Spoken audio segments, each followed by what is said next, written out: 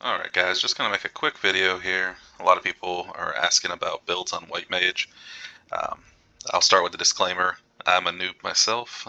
Just displaying a build that I've kind of tossed together that's done pretty good for me. For the necklace, I use Stone of Jordan. Lots of magic damage comes with it. A lot of energy comes with it as well, which stacks with our weapon. I'm using the new set that came out, the Zealot set.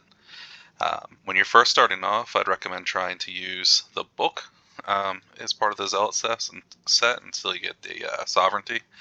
But afterwards, you'll use the beads, the helmet, and gloves. You only need 3 out of the 4. The book is really good, um, but eventually you'll drop it for a Sovereignty once you can make it. If you don't have the book yet, just a general item that's pretty good for uh, White Mage that I found was the Spell Shard. Um, it gives you a lot of magic damage, which really everything you have scales off of magic. For the shield, um, you can kind of use whatever you want here. I use the Arcane Bastion. It provides a lot of toughness with a lot of block chance, a lot of armor, increased armor percentage. And once you have a Sovereignty, it gives you a ton of mana and energy, which scales your damage up a lot. But before you have this, I think the Ancient Aegis, I think is how it's pronounced, is pretty good. I used this one for quite a while, and if you're doing more of a speed version, the Shadow Buckler is pretty good too, and has some toughness to it. Chest piece, I'm using the Mevis. Just has a lot of energy on it. There might be some better options if you're on hardcore. I think you could probably pretty easily toss in like a force or something like that. Boots, also using Mevis again, just a lot of energy on it, and elemental damage. I think the Power of the Void might be the best potion. I'm hoping to see in a guide maybe the Sunly might be, but just straight up reasoning behind it is the 34% elemental damage is pretty awesome. Ring, you're kind of open up to using more or less whatever you have or want. I'm using Ra's Band right now and some speed farming just for the all stat and elemental damage, but when I'm pushing, I'd probably use all resist from the Satanic Eye. The Demon Eye with this +1 talents is pretty good, or you could do the Wedding Band as well for immunity to traps. Belt, kind of open here. You can use what you want. I think the Monkey Skin belt is really good because it gives you the CDR up front, which is pretty sweet, plus all 1 talents, which scales your damage. I think endgame, as I kind of mentioned, the best weapon is probably going to be a Sovereignty. They're pretty hard to come by, but like I said up front, Spell Shard, which is pretty easy to get your hands on, is really good. And the book, I used the book for a long time until I got this, and your attack speed is insane when you're using the book. You're constantly proccing the curse.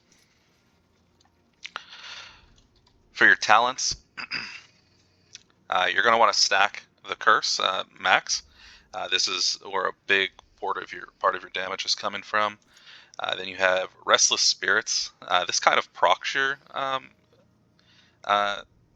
curse, so as it hits, it just blows things up, making the curse damage happen. And so what happens is your set makes your curses deal 8 times damage and has an increased AoE. So you'll notice when you're clearing things just sort of explode. I believe every 5 talents you get an additional like Restless Spirit that comes out, and that increases your damage a lot because it's 1 additional in the moment explosion that happens. Also is really good with bosses. Then you sort of take 1 all the way through here. I think you can stack attack speed, but I'm not super confident on it, how effective it is. So some people stack this out. I'm only using 1. With Sovereignty, it's kind of a slower attacking weapon, so I don't have really any attack speed.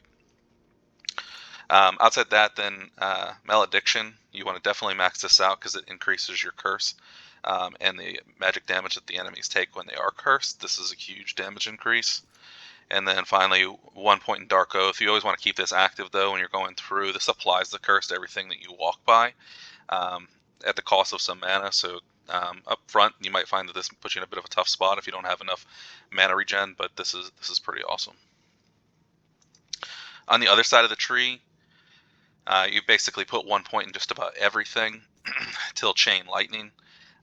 Early on in your lower wormholes and things like that, Chain Lightning is just a beast. It just chains through and destroys everything. It's really an amazing skill. As you start getting higher, I feel like it doesn't necessarily do as much damage because most of your damage comes from the curse. But early on, I think this is pretty amazing. 1 point in Healing Zone. Healing Zone and your heal here, what kind of proc Chain Lightning when it goes off. But then it also creates your Absorb Shield. You can kind of play with your points here. I don't think that there's necessarily a perfect setup for it. I find with my run through, I have an Absorb Shield that's so high most of the way through that I very rarely even take damage on my health itself. And then on hero level, you definitely want to max out Ancient Power. Increases 50% damage to all elements. So I think that's pretty important. If you're focusing more on a attack speed type setup, you definitely want to max out attack speed. I myself, I maxed out mana because I have a sovereignty, maxed out health, and then I put in some points into stamina, about 43, just so I had more health. I really don't like dying. And then the rest you'll stack in your energy. Merch.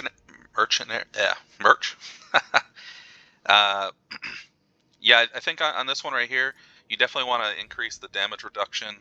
And then I really like these two. My Merc takes a lot of damage and saves me a lot of damage, I think, as well. Once I switched to this setup, I found that I started taking a lot less damage, even in the higher wormholes, so I thought that was pretty sweet. There might be a better configuration, but with your hero levels, when I put it in health, it increased his health too, so he's up to like 2.8, and he really doesn't die. So that kind of opened up the freedom that you could put Magic Find gear on him, or XP gear if you get lucky and you have that stuff. So pretty cool in that regards. As far as setups for skills, you pretty much just spam both healing options and then Restless Spirits nonstop, and auto attack pretty much as you run through something, and then just make sure to activate your Dark Oath when you enter.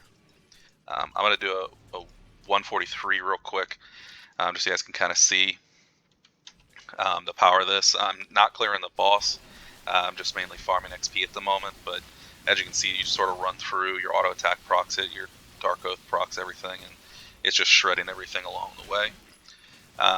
Even without a sovereignty, before you start stacking energy, and your damage starts scaling indefinitely from that point. Even with the book, I mean, I was speed farming easily 50s, even at a hero level that was only probably like around 100.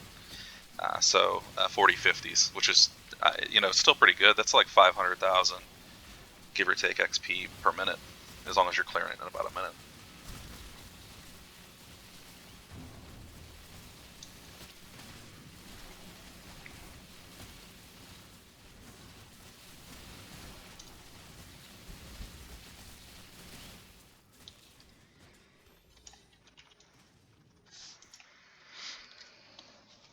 But that's basically it, guys. I hope this helps. I hope when Wooxie and Fearmac hopefully put out their own videos soon, you'll see an even better way to play the build. I guess one last thing would be relics. I think you can more or less do whatever you want. All talents are always really nice, which you get from the Holy Grail and the Mushroom. Personally, I think homing shots is really amazing, especially so that you don't necessarily have to aim directly at the mob. And then I think probably the most important, though, thing that you can get with this build is going to be the oversized. It just makes the clear speed feel so much better as you're running through.